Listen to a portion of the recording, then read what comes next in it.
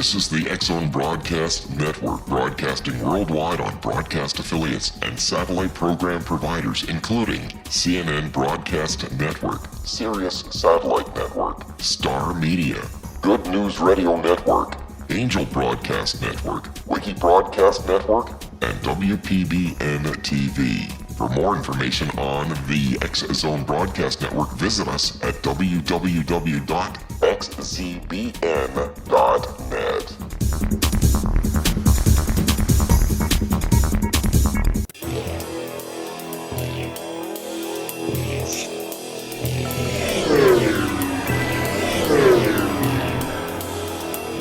This is A Different Perspective with Kevin Randle.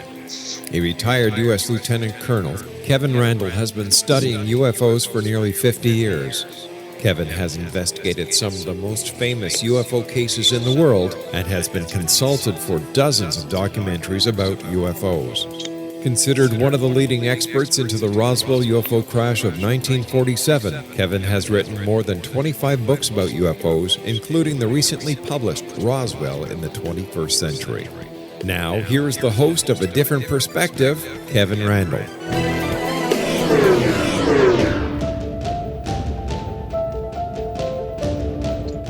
Good evening. This really is A Different Perspective, and I really am Kevin Randle. A number of weeks ago, I promised you guys we'd be talking to Ben Moss about the Socorro UFO sighting, and we had some problems with getting all of that hooked up, and we're unable to get Ben on the program.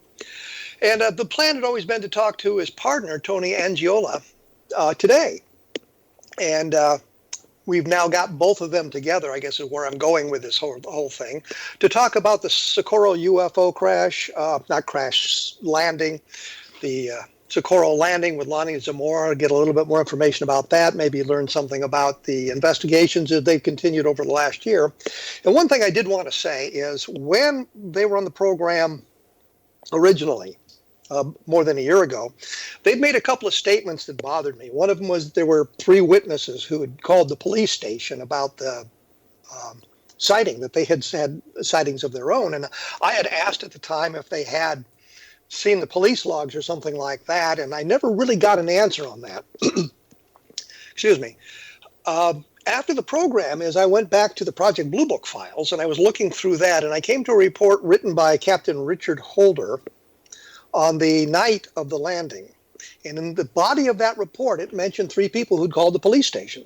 So what they had told me was confirmed at that point, which I thought was a good thing. There were some other things like that. And what it did was inspire me to look deeper into the case. And all of that culminated, or will culminate, in the publication of my book, Encounter in the Desert, which if it isn't out now, available on Amazon, it will be in the next week or so. And it's about the Socorro UFO sighting and what my investigation has shown in the last year, mentioning what Ben and Tony had done as well. So there's a kind of a connection there. I know that Ben and Tony have taken a look at my book, and we maybe discussed things that we disagree on in the book, what I say and what they have found themselves, and see where that takes us. A little bit of background here, as we said before, Ben has been interested in UFOs most of his life. He's been a MUFON investigator since the 90s and is currently the Chief Field Investigator for Virginia. He is a speaker and appears on Season 2 of the History Channel Hangar 1 show, as well as NASA's Unexplained files and various radio talk shows, such as this one. Got to get that in there.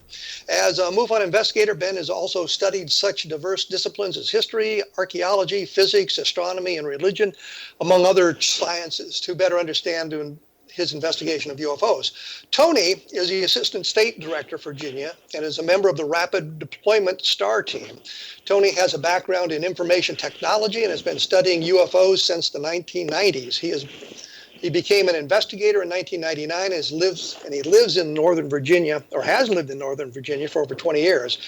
As technology progresses, Tony hopes to be able to bring new evidence to light with the goal of one day explaining more scientifically the various forms of propulsion that appear in the photographs and are found in different types of evidence left behind by strange phenomena. So they've got scientific backgrounds. They've been looking into UFOs for nearly 20 years apiece, investigators, been members of MUFONs for a great long time.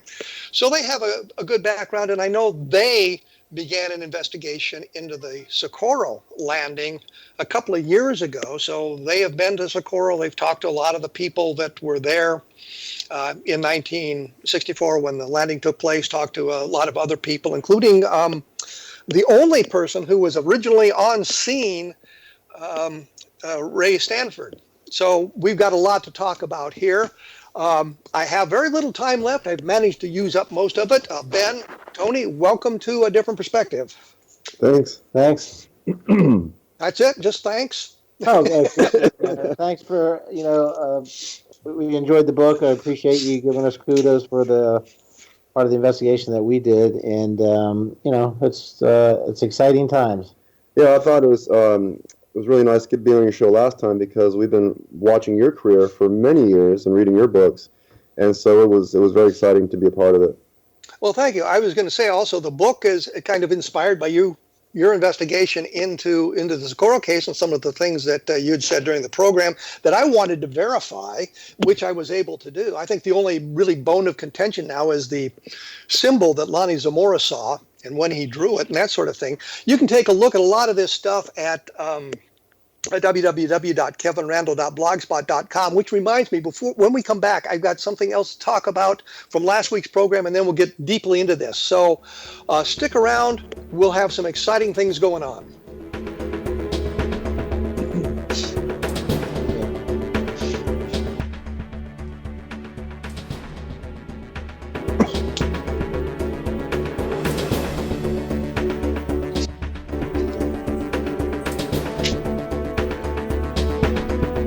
That was the best one.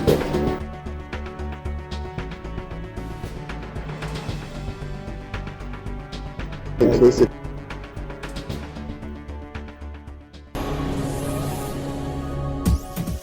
This is the X-Zone Broadcast Network, broadcasting worldwide on broadcast affiliates and satellite program providers, including CNN Broadcast Network, Sirius Satellite Network, Star Media, Good News Radio Network, Angel Broadcast Network, Wiki Broadcast Network, and WPBN TV. For more information on the X-Zone Broadcast Network, visit us at www.xzbn.net.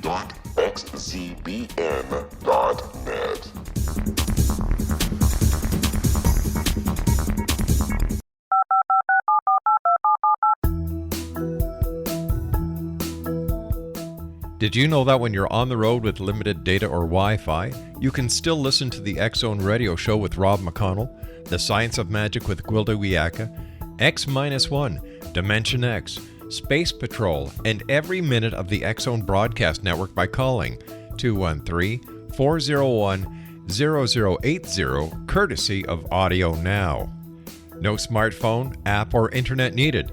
It saves your data plan and it's free if you have unlimited minutes.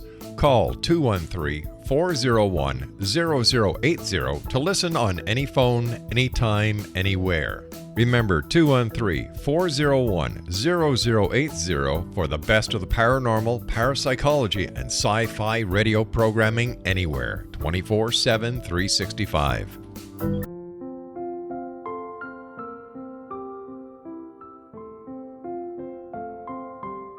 I am Dr. Carl O'Helvey, founder, president of a new cancer foundation focusing on evidence-based physical, mental, and spiritual interventions, including natural cancer cures, prayer, meditation, affirmations, nutrition, and other related holistic cancer prevention and cure modalities. These are used in cancer education, research, and financing care. I ask for your help to continue this important work by donating at www.holisticcancerfoundation.com.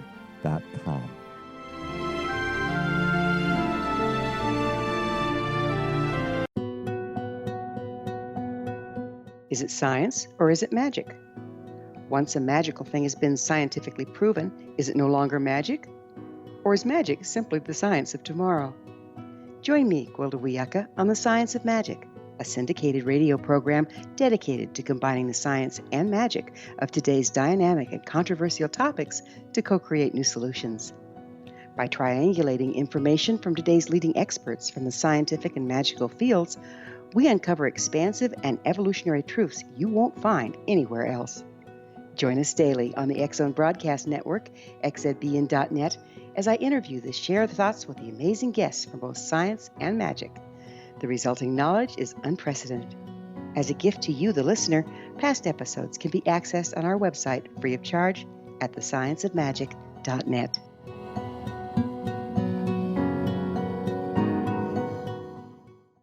Little children aren't the only ones afraid of the dark. Millions of soldiers return from war zones with PTSD, anger, frustration, fear, and loneliness, much of which surfaces during the darkness of the night. You have the chance to change the lives of these American heroes. Songs and Stories for Soldiers.us provides free MP3 players for these men and women. With a list of 3 million songs in 16 different styles, 100,000 audiobooks, and 30,000 old-time radio programs, every veteran can find something to soothe and comfort them at no cost. All our players contain an 8-hour audio program designed to help veterans fall asleep. With 1,500 plus vets now participating, it's our goal to deliver 10,000 audio players this year. Go to our website at songsandstoriesforsoldiers.us. Help us help a veteran make it through the night.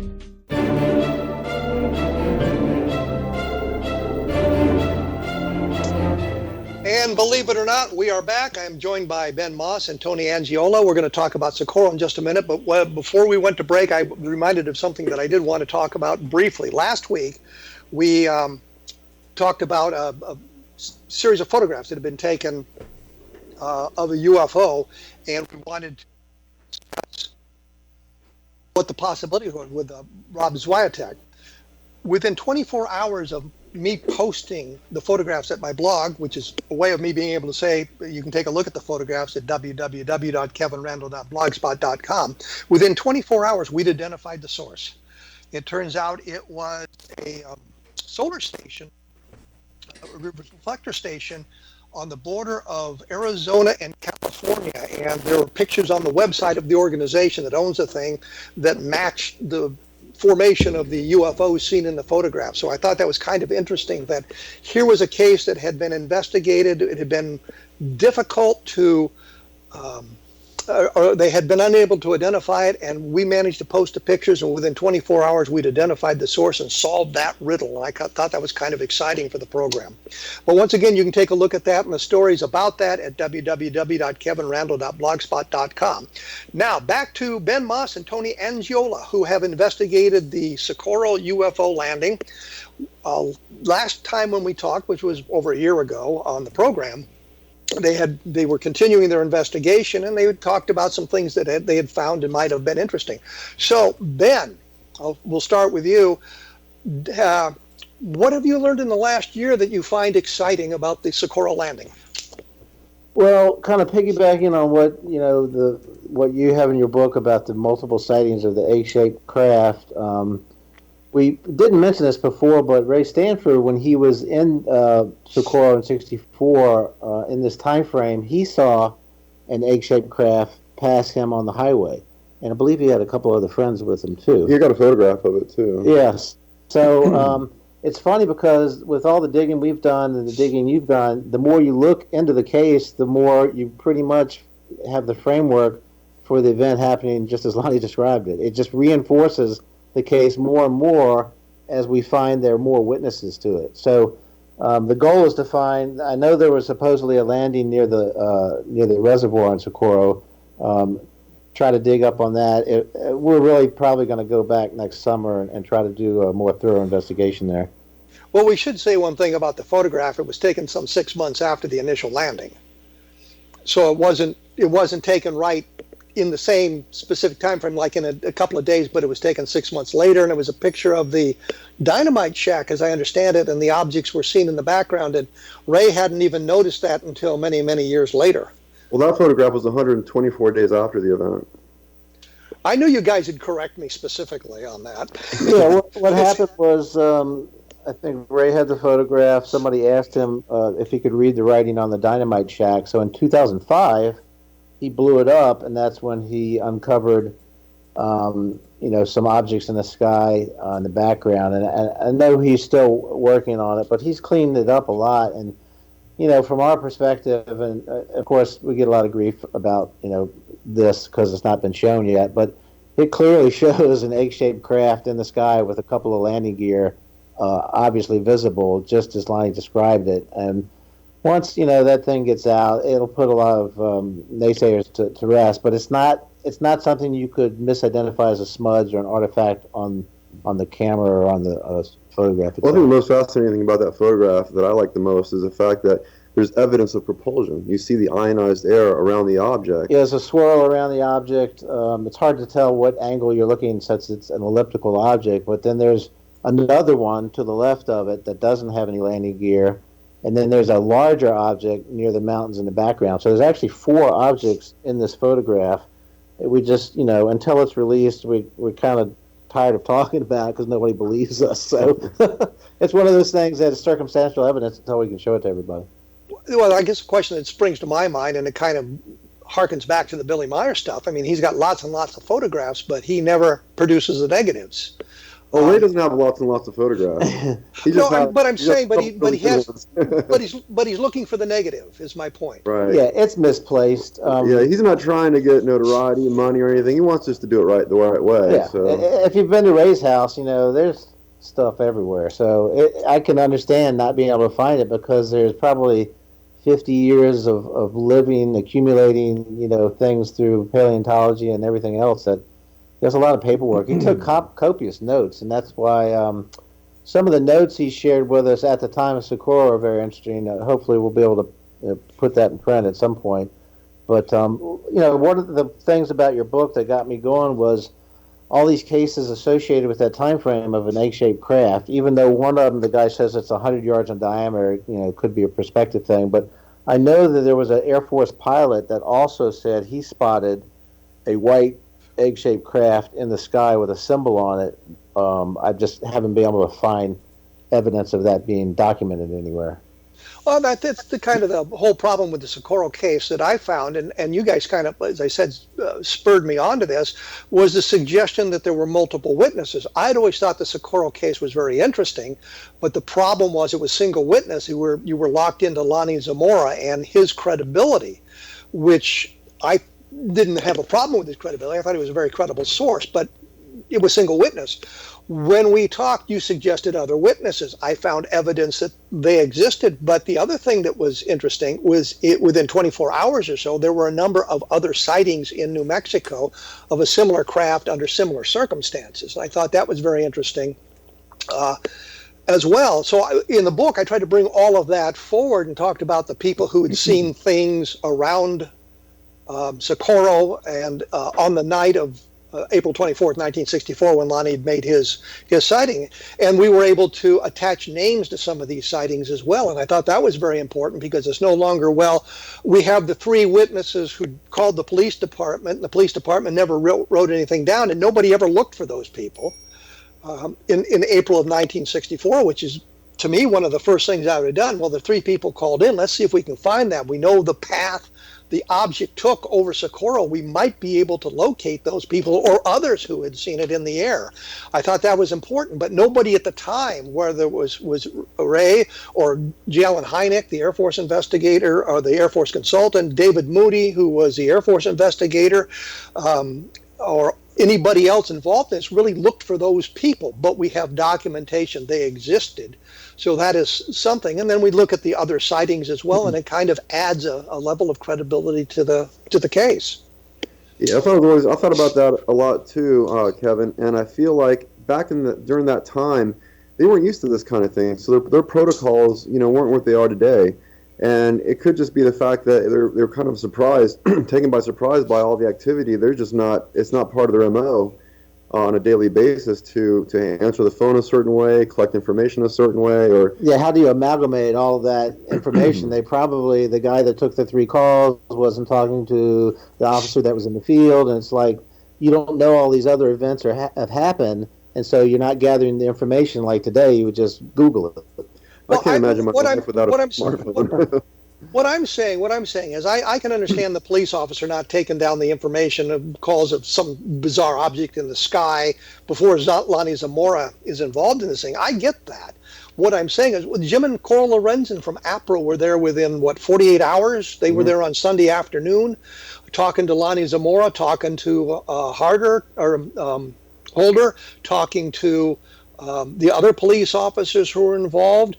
They should have been doing that sort of thing. Ray Stanford was a member of NICAP. He should have thought about it. I can understand Moody not doing it, Moody being the Air Force guy, because these things aren't real. So why waste my time chasing down these supposed witnesses? I can understand Moody not doing it, and Hynek was the Air Force consultant as opposed to a real field investigator.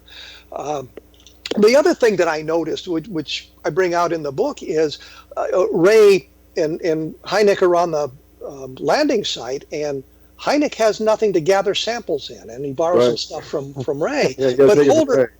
But Holder had already gathered samples on the night of the event, and my question had been, what happened to those samples? They all went to the Air Force. And don't forget Ted Jordan's film too, that was allegedly irradiated. Yeah, well, Hynek, we have the interview that we showed a clip of at the MUFON Symposium of Hynek sitting with Ray, confirming that the film was fogged by radiation. So he knew that had actually happened, and that's why they weren't getting the film back.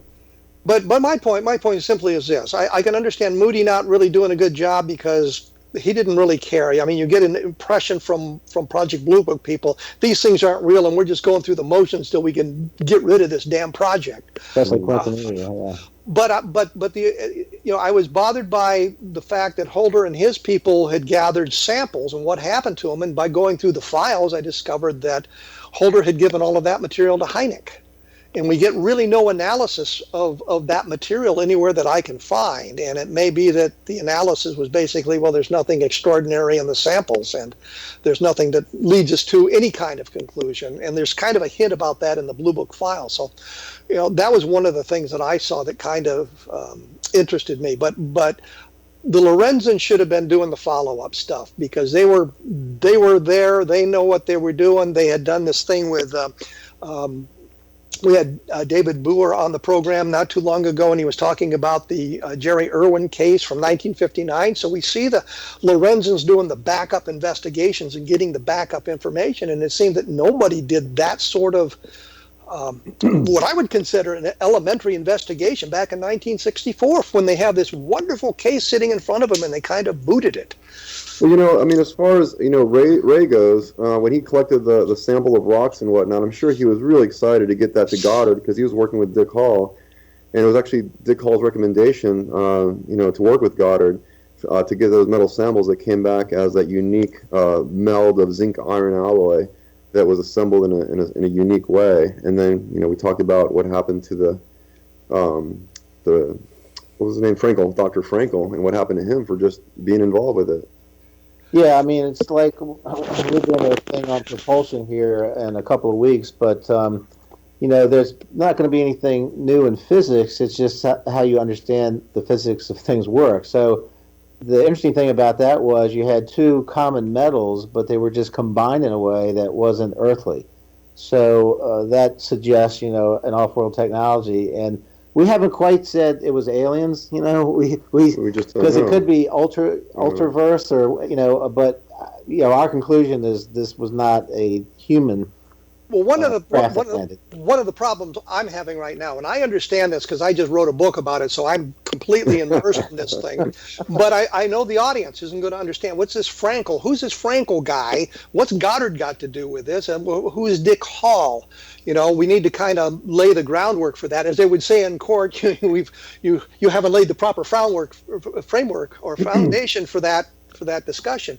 So I'm thinking that when we come back in a few minutes here, we'll talk a little bit about who Goddard is, or what Goddard was, who Frankel is, who Dick Hall is, and how they all come together in this case.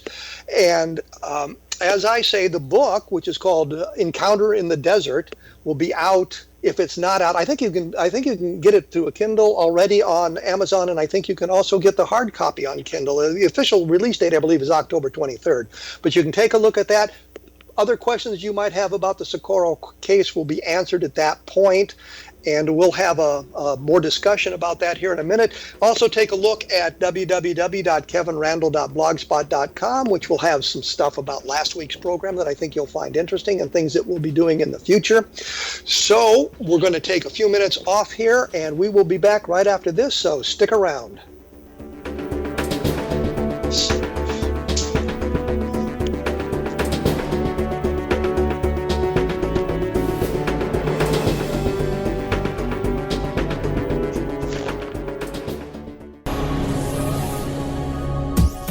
This is the X-Zone Broadcast Network, broadcasting worldwide on broadcast affiliates and satellite program providers, including CNN Broadcast Network, Sirius Satellite Network, Star Media, Good News Radio Network, Angel Broadcast Network, Wiki Broadcast Network, and WPBN TV. For more information on the X-Zone Broadcast Network, visit us at www.xzbn.net.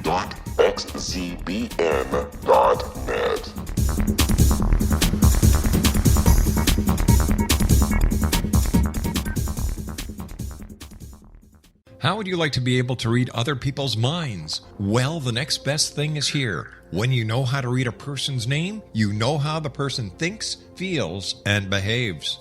Each letter in our name holds a key to unlock our true essence. Our name contains both our gifts and challenges in this lifetime. Mnemology science discovers personality secrets hidden in the placement of the letters of our names, including the first and last impression people remember about us. Sharon shows us how to interpret the arrangement of letters as outlined in her book, Know the Name, Know the Person.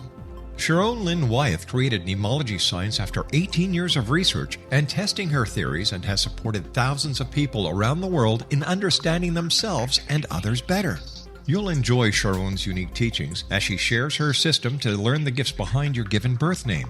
Even if you don't like your birth name, there are jewels in this book. If you're thinking of changing your name, ready to name your child, or wanting to get along better with others, this is the book for you. If you'd like to improve your relationships and change your life for the better, get the book today, Know the Name, Know the Person, or visit www.knowthename.com. That's www.knowthename.com.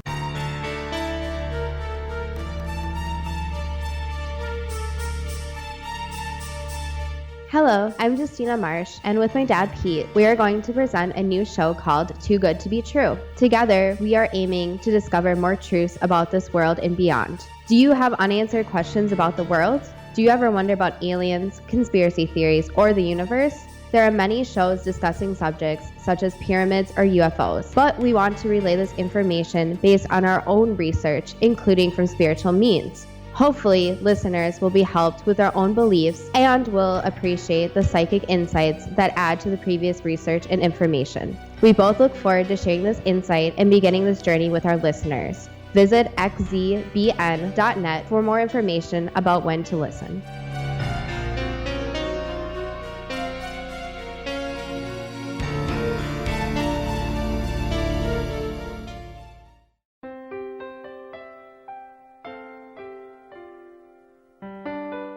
Ancient prophecies, legends, and current events indicate we're entering a high-frequency era supporting enlightenment. During expansive times, old rules fail, necessitating access to the ever-shifting currents of life for guidance. There's an ancient form of shamanism through which we can obtain the information we need. I'm Gwilda Wieka, founder and director of Path Home Shamanic Art School, with a great new provision for those interested in spiritual evolution and personal empowerment.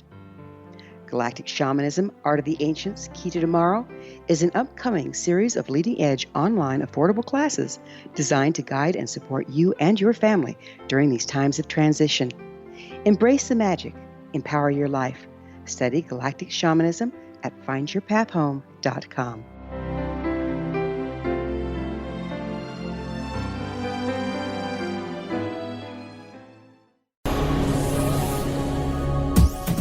This is the X-Zone Broadcast Network, broadcasting worldwide on broadcast affiliates and satellite program providers, including CNN Broadcast Network, Sirius Satellite Network, Star Media, Good News Radio Network, Angel Broadcast Network, Wiki Broadcast Network, and WPBN TV. For more information on the X-Zone Broadcast Network, visit us at www.xzbn.net.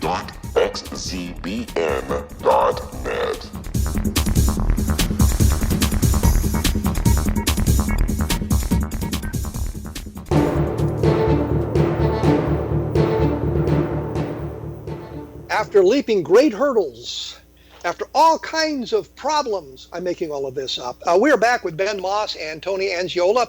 Their website happens to be www.mufonva.com. So if you have a chance, take a look at that.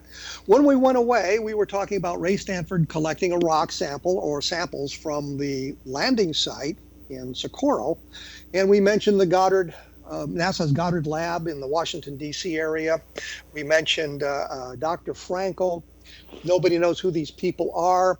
Ben or Tony, one of you, can you give us a little bit of a background on how we ended up at the Goddard laboratories? Yeah, the beauty of still working with Ray Stanford is we get to know the minutiae of all the things that went on when he investigated this. But basically, Dick Hall was the head of NICAP who had dispatched Ray to the site in 1964. And Ray and Hynek and Zamora were standing at the landing site when Zamora pointed out a rock that looked like it had been broken by one of the struts, four struts of the landing gear of the craft. So to make a short synopsis of it, nobody really paid much attention except Ray. Everybody went back to a big press conference. Ray came back, grabbed the rock, put it in a bag, took it home into the Northern Virginia area, and ended up taking it to Goddard. Before that, remember the metal was lost when he handed it to Dick. Yeah, that piece of metal fell out. But basically, the rock had scraped. Wait. Let's go back here a minute. So Ray Stanford's got the rock. He's put it in newspapers in his car in case some debris falls off and he won't lose it. He takes it home to Phoenix. He's living in Phoenix at the time. His next door neighbor is a doctor, I believe, a physician, and he goes to show it to the doctor. He's outside with the rock, and a piece of the metal, the big chunk of the metal falls off into the grass. And they spend an hour or two or three looking for this thing in the grass, and they can't find it. When they examine the rock, there's still little tiny slivers of what look like metal on the rock. So this is the rock that we transport now to the Washington, D.C. area, the rock that Dick Hall is interested in, the rock that he and Ray are going to take to the Goddard laboratories so that their laboratories can examine the metal and see if they can learn anything about it. So now we're in Washington, D.C., and I understand there was some discussion about whether or not they really wanted to go to Goddard. Ray wasn't really that fired up about going to Goddard. Ray is very careful about who he trusts. Even to this day, he's very, very skeptical about anybody, and he has his own way of vetting people. And so, yeah, he was really, he was concerned he was going to lose the rock or lose the metal. Dick Hall convinced him he could trust Frankel and he could trust Goddard, so he did. Frankel is a physicist or a chemist, or yeah, he was the head physicist in that department. And he was going to conduct the experiment himself, do the analysis of the metal. While they were there, right at lunch. And he said, "Come back, in a few days, or I'll give you a call." He never got that call. Ray tried so hard to get back in touch with somebody, and by the time he did, Frankel was no longer in the picture. As a matter of fact, he was not allowed to even communicate with him. Nobody knows what happened to him. Well, he initially had told Ray that if he finds something extraordinary, he'll tell him, and he did tell him that the rock had some. Yeah, on the phone, he got a chance to say that what I have for you is very interesting. Then he sent him a letter stating, what he had found, but it wasn't the official report, just yet. And the official report came out as something ordinary. Silica. Yeah, like a silica. And Well, the thing is, we have to point out that the NICAP investigator, which Dick Hall was involved with, and NICAP was the organization that Ray was working with at the time, in their UFO investigator, they said they published the results as it came to them, which suggests it was fairly mundane metal. It wasn't any big deal. So we have Ray saying that Dr. Frankel had told him one thing on the telephone, but when the official report came in, it said something different. Well, the report said silica, and as Ray has pointed out, no scientist in the world is going to confuse silica with a zinc iron alloy. With a zinc iron alloy. Silica is not a metal; it's sand, basically. It's glass. So the whole point is they were supposed to only use half the samples. When they got the rock back, it was scraped clean, and there were little arrows pointing to where the flux of metal were taken out because the landing gear had scraped along this thing and rolled up. The piece that fell off was a rolled up piece of metal. But, initially he had communicated that he had something very unusual, didn't conform to the charts of U.S. or Russia or any country he could find in the way it was combined. And then that's when the clamp, he was clamped down on, he couldn't get a call to him. He got the rock back scraped clean. And then, we found out through a third party later that he was sent to the woodshed for investigating UFO metal and that he was basically told, as people would say, if they investigated the metal, it had unusual properties, they would classify it, and you couldn't talk about it anyway. And that's probably what happened. Now, the good thing about Ray still having the rock and all the other rock samples, because I think it was like 4 or 5, is that with today's technology, you don't need as much of a sample. You can get down to the micron level and still get a decent analysis as to what something is. Right. So, and not only that, but there's other anomalies on that rock that Ray wants to have tested and some of the other rocks as well. And we're hoping that at some point, we can get to a lab that he can trust that will do the analysis with, a very small microscopic sample. Well, you had said before that Dr. Frankel had told them, told him there was some anomaly in the metal verbally over the telephone, and then sent him a letter that kind of confirmed that. Was that accurate? Mm-hmm. Does Ray have a copy of the letter? It's actually in our presentation that we did in Florida. Okay. And the letter is signed by Dr. Frankel? I believe it is, right? I'd have to look at it again. I can't quite remember. I remember just grabbing the sample text that we put in there, but I'm pretty sure it is. And not only that, but Hynek also had an opinion about it and told Ray that he believes that the information he got from Frankel the first time about the zinc iron alloy is correct, and to ignore, the whole report about the silica. So we have, again, controversy around a UFO landing. We have a kind of a dichotomy of opinion where can we believe the Air Force analysis because their business was to explain UFO sightings. I mean, it's right in the regulation, explain the UFO sightings, that sort of thing. And we have this controversy about who said what at the laboratory. And that's what's so frustrating about the UFO phenomenon. It seems that every time we have something that might be really, really great in the way of evidence, somehow it gets compromised. Yeah, the one thing about this case that I find as a tell is unlike Roswell and a lot of other cases where they eventually come out and say, oh, we finally figured out what it was. I would have suspected that through all the years they would have finally come out and go, oh, yeah, that was a prototype of the lunar lander that got off base. We finally figured it out, nothing to it. But they never did that because at the time they investigated pretty deeply and realized it was none of those things. But they had many opportunities to come out and lie about the case or say it was something, a black project, and they never did that, which kind of shows how baffled they were. And Holder's last interview, he also said, look, I believe Lonnie saw what he saw, and I have no idea what he saw, but we couldn't figure it out. Well, Holder, of course, being the uprange commander that we talked about a little while ago, who was an Army officer at the time. What's also interesting is Hector Quintanilla, who was the chief of Project Blue Book at this time, in his own memoirs, in his own book, wrote about how he had searched everywhere for any sort of a black project that would explain this, and he had gone to Alamogordo, which is co-located with White Sands, with a letter saying he had a top secret clearance and he was cleared to hear anything that was said about any of this stuff. And he said he spent days at Holloman Air Force Base in Alamogordo and at White Sands and couldn't find anything. He was very disappointed that he could not explain the case. He said that he thought the answer was in Lonnie Zamora's head, meaning that that it might have been some kind of hallucination. There might have been something that he had observed that would have explained this, but Zamora never provided any explanation other than what he had told everybody from the very beginning. And Quintanilla was unable to explain it, so the case is labeled unidentified. And he said in his memoirs he knew that the UFO hobbyists, which would include all of us, I suppose, would have a field day with this, but it was unidentified. And here's a landing with observation of alien creatures with landing traces left behind and all of that good stuff. And he couldn't find any way to explain it. And I thought that was very interesting as well.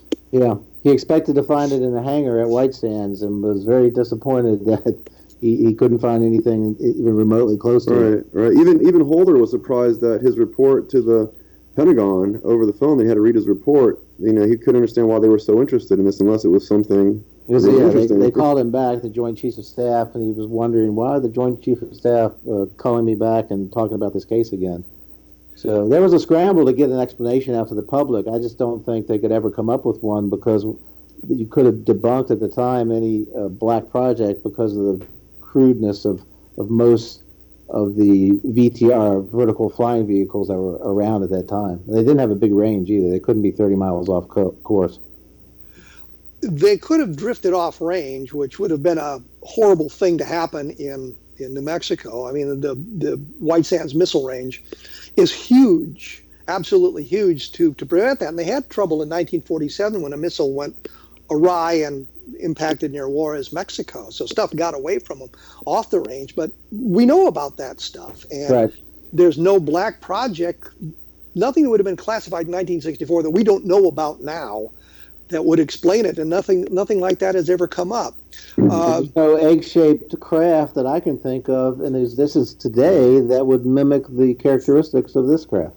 And Kevin, after reading Ray's book, and I really like your chapters 5 and 6 on your book about all the other different crafts descriptions, not only in the United States, which you've aggregated nicely here, but also all over the world, because there was Italy, Germany and France that had the same types of descriptions, landings, people reporting such figures, and things like this, very similar egg-shaped craft.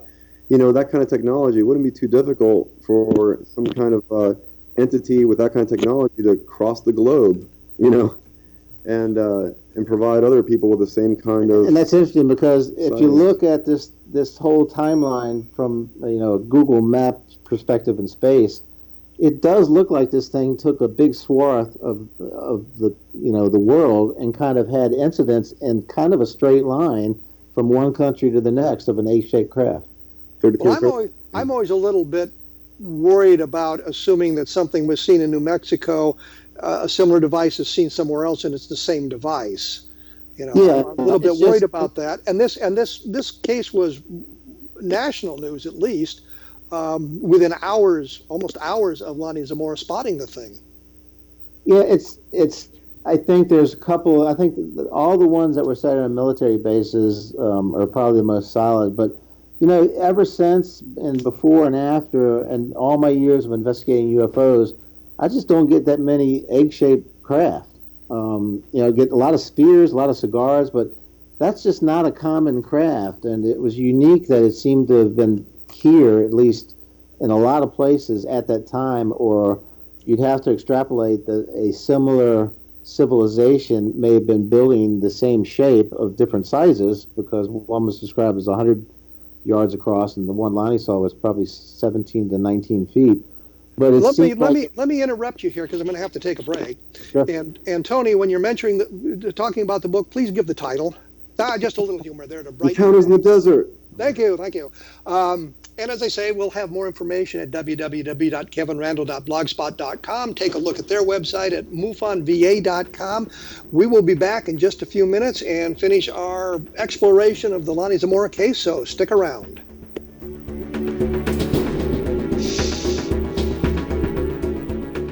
The Earth is under ever-increasing pressure from untenable lifestyles and growing populations. Yet, viable answers seem in short supply. What if I told you there's an ancient form that can empower you to take charge of your life? What if your entire family could be enfolded and supported by life itself, finding safe passage through challenging times? I'm Gwilda Wiyaka, founder and director of Path Home Shamanic Art School, with great news: an upcoming series of leading-edge online affordable classes based in an ancient form of shamanism, easily learned and used by your entire family. Galactic Shamanism, Art of the Ancients, Key to Tomorrow are a series of online adult and children's lessons instructing your entire family on natural law, how to cooperate with and be supported by the powers of the universe. Visit findyourpathhome.com to find these unique and powerful classes. This is the X-Zone Broadcast Network, broadcasting worldwide on broadcast affiliates and satellite program providers, including CNN Broadcast Network, Sirius Satellite Network, Star Media, Good News Radio Network, Angel Broadcast Network, Wiki Broadcast Network, and WPBN TV. For more information on the X-Zone Broadcast Network, visit us at www.xzbn.net.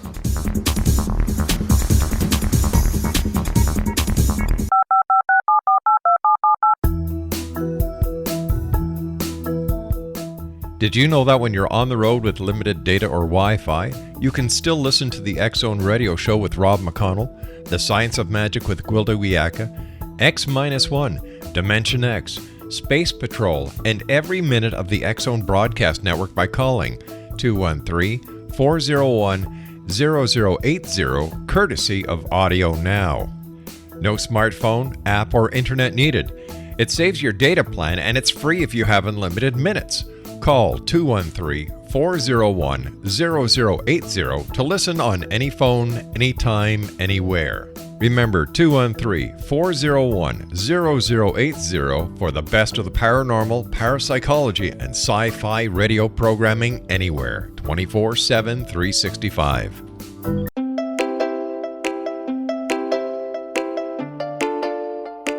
Are you curious? Do you want to learn more about how the world works and have fun at the same time? Study coincidences with me, Dr. Bernie Beitman, MD, on my Connecting with Coincidence radio show, here on the XZBN network. Listen to Jungians theorize, statisticians randomize, true believers evangelize, while I categorize. I dance to the rhythm of coincidences. People who experience me see more of them. Maybe something on the show matches a thought in your mind. Let us know. Expand your mind to the weirdness happening around you. Synchronicity spoken here, there, and everywhere. For more information, put Connecting with Coincidence in your search engine and find my website, my social media sites, and my blog.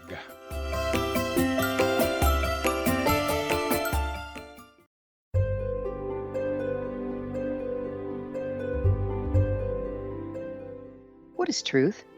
Historically, we viewed things as either being true or false. Now, as we enter a more expansive era, we find the question is not, is it true, but rather, how true is it? I'm Gwilda Wiyaka, host of The Science of Magic Radio, a syndicated, internationally broadcast radio program dedicated to uncovering this ever-expanding truth. Join me daily on the X-Zone Broadcast Network, xzbn.net, as I interview today's leading experts from the fields of science and magic to uncover the hidden truth between the lines drawn in the sand. What we unearth in our discussions is not only amazing, but totally unprecedented. You won't want to miss a single episode. In service to our listeners, past episodes can always be found on our website with our compliments at thescienceofmagic.net.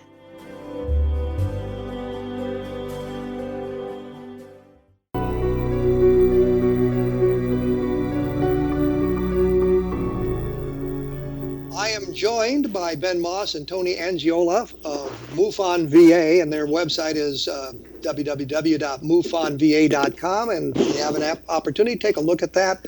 The book we're discussing is mine, which I am delighted at, called Encounters in the Desert. It's about the Lonnie Zamora sighting, but it's a little bit more than that because the Zamora sighting didn't happen in a vacuum. There was other stuff going on, and I think it's important to look at the whole picture of what was going on in New Mexico at the time. And the rest of the world. And as I said, I remember as a teenager growing up in Aurora, Colorado. I say that to prove that I actually know these things. I remember Walter Cronkite talking about this case on his evening news broadcast in 1964, and I remember a neighbor actually asking me if I'd heard about it.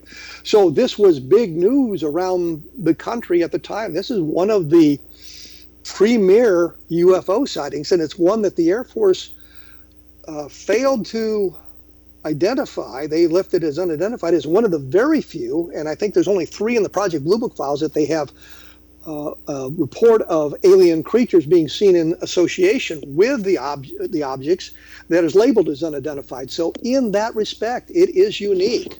So when we went away, we were talking about a little bit of this idea of the egg-shaped craft being seen in other parts of the world, and that might lend some credibility to the Zamora case.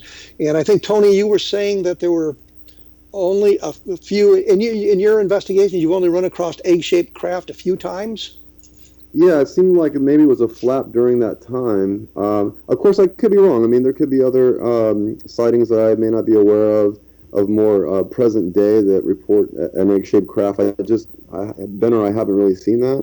It seemed like it was more around the 50s and 60s and late maybe early 70s. But yeah, it's one of my theories that if there's more than one, let's say there are ETs coming here, it's more than one civilization. It seems like some of the flaps have certain shapes and specific characteristics to them, and maybe that's an indication of different manufacturers of these devices. But the egg-shaped craft incidents that I saw, there were 9 in this time frame on a line through New Mexico and across the country, and then across the country and other countries in the same time frame. It's kind of like we had Rindlesham happen, and then there was something associated with that. I'm not saying it's the same craft, but since there are very few egg-shaped craft reports, it seems a little bit too much of a coincidence. And also, we get asked a lot, how come we don't see the UFOs of old anymore?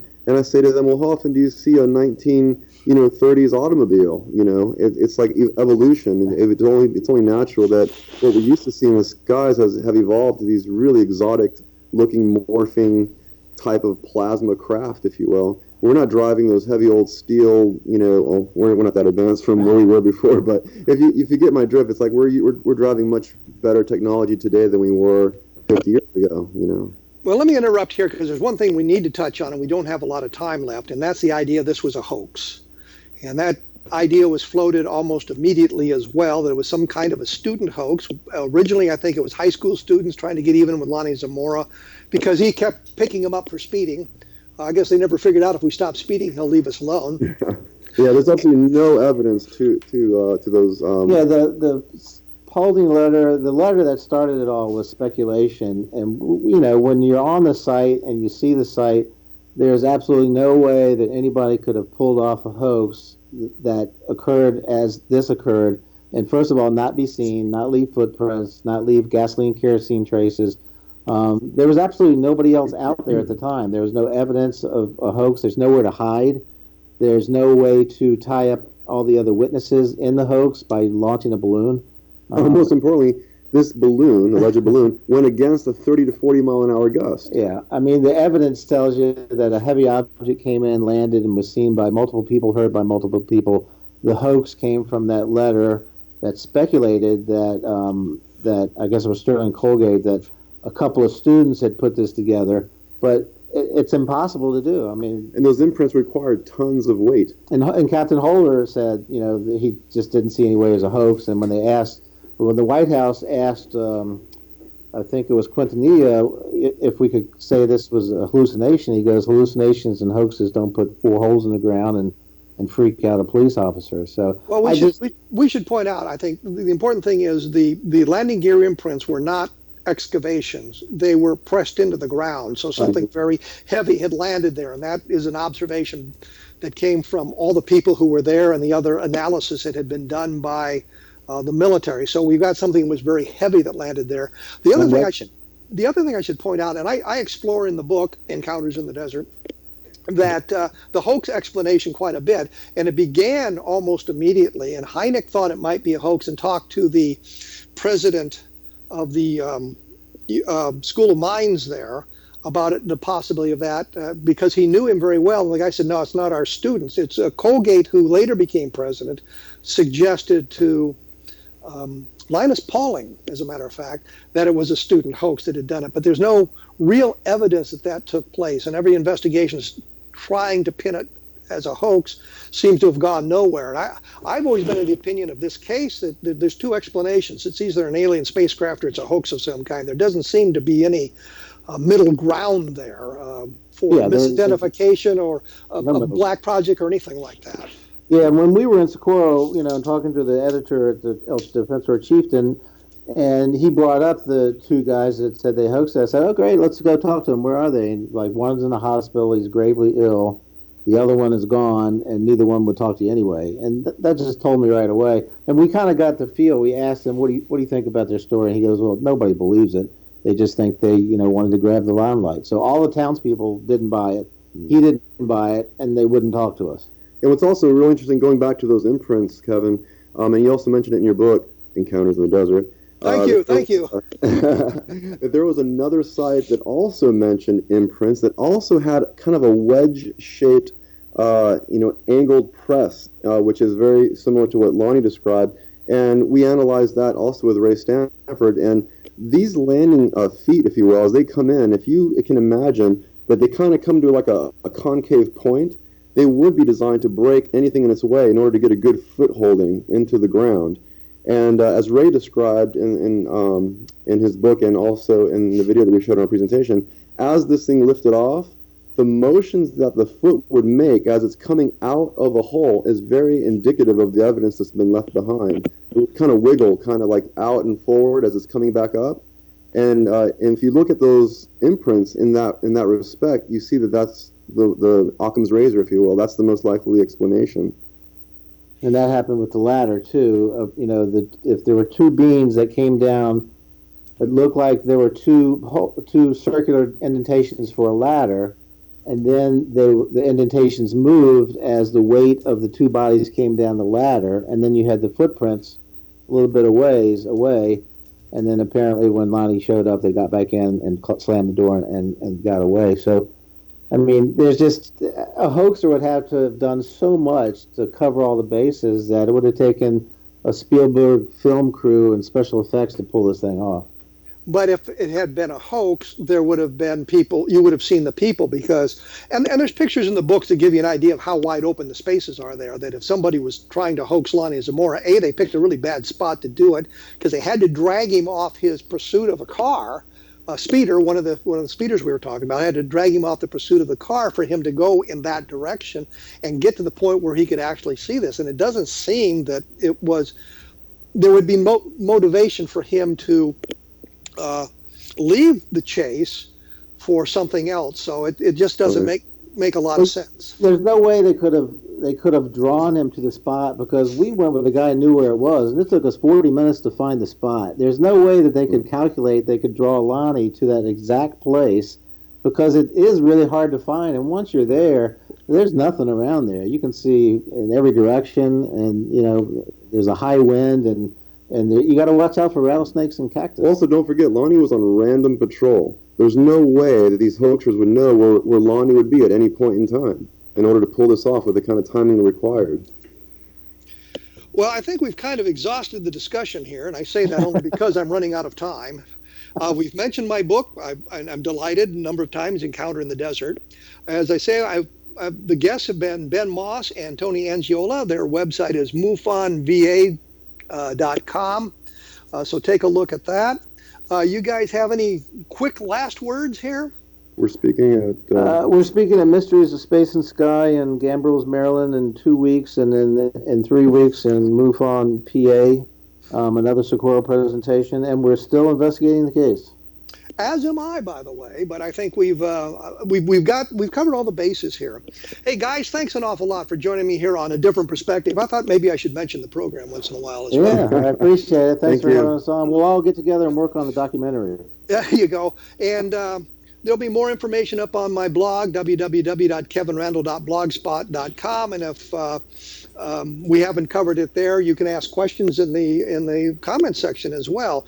Next week, with luck, and I have promised you guys before, Brad Steiger on the program, I have got Brad lined up. We're going to do a giant Halloween spooktacular talking about his investigations into the paranormal, how he got involved in, I suppose, UFO research. And I'll even mention that I remember in study hall in that very same Aurora, Colorado, reading his book, Strangers in the Sky, while I was still a teenager. So we'll chat with him about that. But we'll be talking about what he's been doing lately and some of the things that he's discovered in his decades of research into the paranormal and UFOs. And as always, I like to say, if you would like to get a dispassionate review of the Roswell case, take a look at Roswell in the 21st century. I tried to distill all the hype from the case so we can get a good idea what may have happened there, what may not have happened there, who was doing what.